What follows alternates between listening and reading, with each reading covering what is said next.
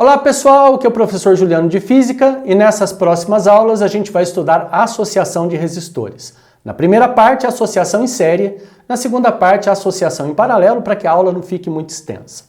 Então, como eu disse para vocês, existem essas duas possibilidades de associação de resistores, em série e em paralelo. Cada uma delas tem as suas vantagens e desvantagens. Na associação em série, as lâmpadas ou os resistores, elas são ligadas sequencialmente. Então lembrando que a corrente elétrica que vai circular vai passar pela primeira, vai passar pela segunda, vai passar pela terceira e vai fechar a associação.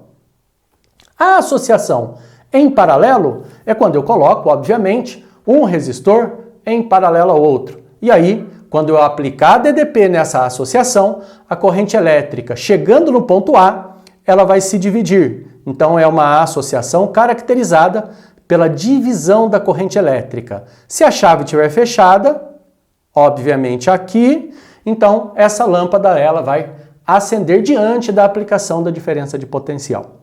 Tá certo? Então, como eu disse para vocês, existem vantagens? Sim. Existem desvantagens? Também. Agora, qual é a vantagem, por exemplo, da associação em série? Pessoal, imagina só que eu tenha um resistor e esse resistor seja de uma lâmpada que deva ser ligado em 3 volts. Só que a minha bateria, aquela que eu vou ligar aqui nessa lâmpada, ela tem 9 volts. O que vai acontecer? 9 volts aplicada numa lâmpada que resiste apenas 3 volts, ela vai queimar. Então, para que isso não aconteça, a gente pode ligar um outro resistor em série com essa lâmpada para que esse resistor ele fique com um excesso de DDP, ou seja, que ele pegue 6 volts daqueles 9 que estão sendo fornecidos para as lâmpadas. E aí eu resolvo o problema. Se aquele resistor ele pega 6 volts para ele, fica 3 para a lâmpada e fica tudo certo, a lâmpada não queima. Essa é uma vantagem, por exemplo, da gente fazer uma associação em série. O que seria uma desvantagem? Pessoal, se essa lâmpada do meio ela queimar, ela abre o circuito elétrico. E abrindo o circuito elétrico, obviamente, a corrente não vai passar mais. E as outras lâmpadas, elas vão se apagar. Como acontece, por exemplo, numa árvore de Natal. Existem lá sequências de LEDs em série. Se um LED da sequência em série queimar, todos os outros vão apagar. Agora, e a vantagem e a desvantagem da associação em paralelo? Bom, a vantagem é que a DDP que eu vou fornecer para as lâmpadas é sempre a mesma. Essa é uma associação, por exemplo, que acontece na nossa casa. Então eu compro uma TV de 110 volts, eu compro um micro-ondas de 110 volts, eu compro um secador de 110 volts e eu tenho a garantia que na tomada vai ser oferecido para aqueles aparelhos 110 volts. Se uma delas queimar, como está acontecendo aqui, a chave está desligada, não está passando corrente pela de baixo, mas as outras acendem normalmente. A corrente passa por elas. O que seria uma desvantagem dessa associação? O problema é que se eu for ligando resistores em paralelo, cada um dos resistores que eu ligar naquela associação vai precisar de uma corrente elétrica. E assim, à medida que a gente vai aumentando o número de resistores em paralelo, a corrente elétrica do sistema, da casa, vai aumentando também. Por isso que a gente tem um sistema de proteção em nossas casas chamado de disjuntores, aquelas chavinhas que podem ser desligadas ou ligadas para acender ou apagar determinadas lâmpadas e ligar e desligar determinados aparelhos da nossa casa. Essa chavinha é uma proteção. Muitas vezes acontece, por exemplo, do chuveiro ser 110 volts, o que demanda uma corrente muito maior, e a gente ficar muito tempo com o chuveiro de 110 volts ligado. O que vai acontecer com a chavinha? A chavinha vai cair e o chuveiro vai desligar. Essa é uma desvantagem da associação em paralelo. À medida que a gente vai colocando aparelhos, a corrente elétrica do sistema vai aumentando. Tá certo? Bom, então vamos lá estudar o primeiro, mas antes eu queria dar um exemplo prático que aconteceu comigo, acredite você ou não. Imagine só que você vá para uma cidade onde a diferença de potencial oferecida nas tomadas é 220 volts. Onde acontece isso? Florianópolis, por exemplo. E aí você vai passar uma temporada na cidade e leva o secador e leva a chapinha. o que vai acontecer, pessoal? O secador, ele tem uma DDP, ou você comprou o secador com uma DDP de 110 volts. Ele vai ter que receber 110 volts para funcionar normalmente. E a mesma coisa acontece com a chapinha, 110 volts. Imaginando que a chapinha e o secador têm a mesma potência elétrica, eles vão ter praticamente a mesma resistência elétrica. E aí, você pode fazer o quê? Bom, você poderia fazer como eu fiz, procurar uma tomada de 110. Não vai achar. Na região onde existem apenas as tomadas de 220. Então, você pode pedir um transformador de DDP, né, de tensão, para o hotel, geralmente existe, mas não está disponível mais para vocês. Bom, isso aconteceu comigo e aí eu fui procurar. Esse transformador não tinha e eu pensei, puxa, será que tem alguma loja de material de construção aqui perto? E eu fui e verifiquei que existia, na tentativa de comprar um transformador. Só que chegando lá, quanto era o transformador? R$250. E aí eu tive uma ideia. Em vez de gastar R$250, por que é que eu não compro um pedaço de fio, comprei 3 metros de fio e um ferro de solda? E foi isso que eu fiz, pessoal. Comprei uma tomadinha, comprei um pluguinho, né? Comprei o ferro de solda e comprei esse fio. Gastei R$15. E aí? Como é que eu fiz? Eu fiz essas ligações aqui, ó. Eu liguei esse pininho nesse pininho. Eu liguei os 2 outros pininhos no pluguinho. E coloquei na tomada e os 2 funcionaram normalmente. Só que assim, desvantagem também, né? Os 2 tinham que funcionar ao mesmo tempo.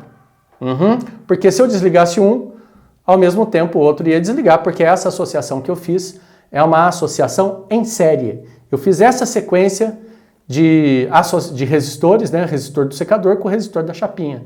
E aí, quando eu colocava na tomada, a corrente elétrica entrava por aqui, passava pelo secador, funcionava o secador, ia para a chapinha, funcionava a chapinha, descia por aqui e ia embora. Ou seja, quando eu apliquei a DDP de 220 volts, passou uma corrente elétrica aqui, e esse 220 volts ele ficou dividido em 2 de 110. Por isso não queimou, por isso funcionou normalmente.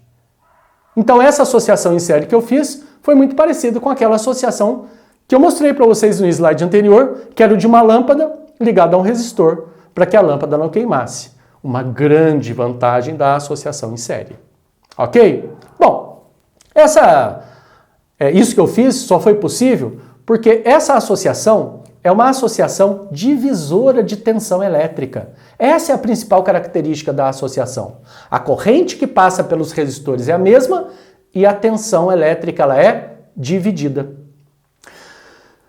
É uma associação divisora de tensão que mantém a corrente elétrica constante diante da aplicação da diferença de potencial. Então estou colocando na tela para vocês aí 3 resistores. O resistor que tem resistência R1, o outro R2 e o outro R3.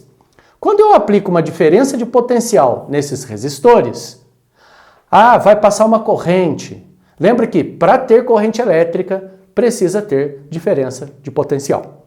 Firmeza? E aí, essa DDP, ela vai ser dividida, como eu falei para vocês, nesses 3 resistores. Então vai ficar o 1 para o primeiro, o 2 para o segundo, o 3 para o terceiro. Aí tu pergunta para mim, poxa professor, mas como é que eu faço para calcular essa DDP em cada um dos resistores? Uso a primeira lei de Ohm, pessoal. A primeira lei de Ohm diz que o R é igual a U sobre I, ou seja, a resistência é DDP sobre a corrente.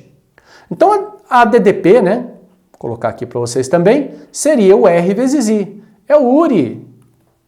E aí no primeiro resistor seria R1 vezes I. No segundo resistor, R2 vezes I. E no terceiro resistor, R3 vezes I. E aí a gente verifica que a DDP que fica em cada um deles depende da resistência que ele tem. Ou seja, é diretamente proporcional. Quanto maior a resistência, maior a DDP. Anote isso. Se eu tivesse, por exemplo, uma associação com 2 resistores, um de 10 ohms, e o outro de 20 ohms. e eu aplicasse aqui, pessoal, uma diferença de potencial de 60 volts, quantos volts ficariam para cada resistor? Bom, se eu chamar o resistor, a DDP no menor resistor de U, a DDP no maior resistor, que é o dobro, vai ser 2U. Lembra que eu falei para você? É diretamente proporcional.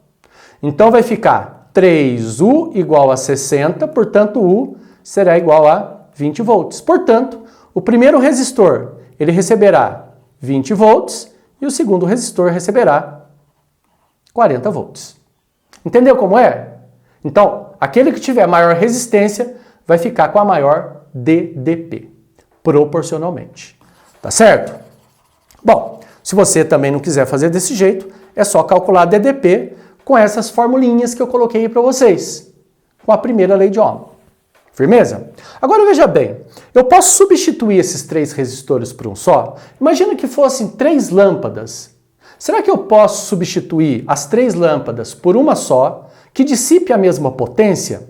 A resposta é sim. E quando eu faço isso, essa lâmpada que eu substituí as 3, ela vai ter um resistor equivalente às 3.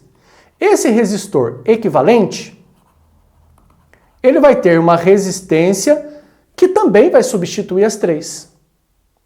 Essa resistência é chamada de resistência equivalente, que a gente chama simplesmente, que a gente simboliza simplesmente por REC. Tudo bem, pessoal? Então, como é que a gente encontra essa resistência equivalente?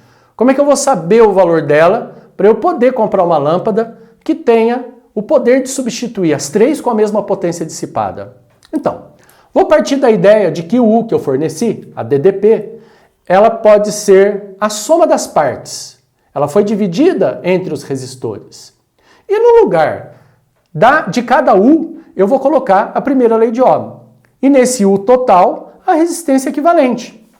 Então a gente vai ficar com REC vezes I, ou seja, resistência equivalente vezes a corrente, para esse resistor equivalente. E aí o U1, R1 vezes I, U2, R2 vezes I, e U3, R3 vezes I. E aí o que eu posso fazer? Já que existe corrente elétrica em todos os membros, eu posso simplificar. E aí olha que legal, a resistência equivalente é a soma das resistências de cada um dos resistores da associação. Facinho, pessoal? Tranquilo, né? Bom, então vamos resolver um exercício para ver se a gente entendeu de verdade. Olha esse. Dada a associação da figura, determine. Item A, a resistência equivalente. Item B, a intensidade da corrente. Item C, a tensão nos terminais de cada resistor. Então veja que eu estou fornecendo 300 volts para os 3 resistores. E a resistência equivalente dessa associação em série vai ser a soma das partes. 30 ohms mais 15 ohms mais 5 ohms. Sim ou não? Então a resistência equivalente vai ficar 30 mais 15, 45, com mais 5, 50 ohms. Então a resistência equivalente, ela tem 50 ohms. No item B, pessoal, eu peço para você achar a corrente elétrica. Vamos usar a primeira lei de Ohm.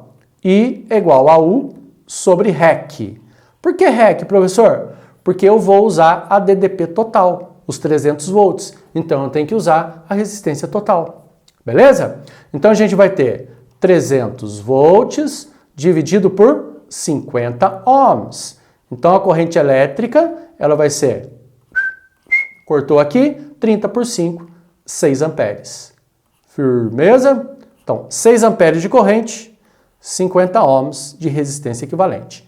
E no item C, eu peço para você calcular a tensão em cada terminal, ou seja, o 1, o 2 e o 3. Né? O 1 vai ser a resistência multiplicado pela corrente, adivinha quanto dá? 180 volts. O 2, a resistência 2, 15, multiplicado pela corrente, adivinha quanto dá? 90 volts. E o 3, que será 5 vezes 6, que é o famoso 30 volts. E aí, se você somar tudo, será que dá os 300? 180 mais 90, 270, com mais 30, 300 volts. Firmeza, pessoal? Agora, olha só, o último exercício. 2 resistores de 3 ohms e 5 ohms estão ligados em série como mostra a figura. Qual é a tensão nos terminais do primeiro? Aliás, a tensão nos terminais do primeiro é 45 volts.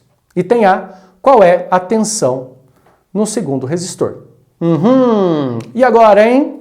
A corrente elétrica não é a mesma, pessoal? E a corrente elétrica, eu não disse para vocês que é U sobre R. Então, já que é a mesma corrente nos dois, eu vou falar assim, olha, a corrente no primeiro é igual à corrente no segundo. Então, o U do primeiro sobre a resistência do primeiro é igual ao U do segundo sobre a resistência do segundo. Então, a gente vai ter 45 sobre 3, U, que eu quero, dividido por 5. E quanto que vai dar? Ó, 45 por 3 dá 15, e se você multiplicar 15 vezes 5 dá 75 volts. Essa é a DDP no segundo. Qual é a DDP total entre os pontos A e B? É só somar, né, pessoal? Então a gente vai ter 45 mais 75. Adivinha quanto dá? 120 volts. Então, se eu quiser a DDP total, eu somo as partes. Muito bom. Bom, é isso aí, pessoal. Essa primeira aula, bem simples. Se você tiver alguma dúvida, manda pra gente nos comentários, tá certo? Um beijão pra vocês e até a próxima aula de Associação em Paralelo.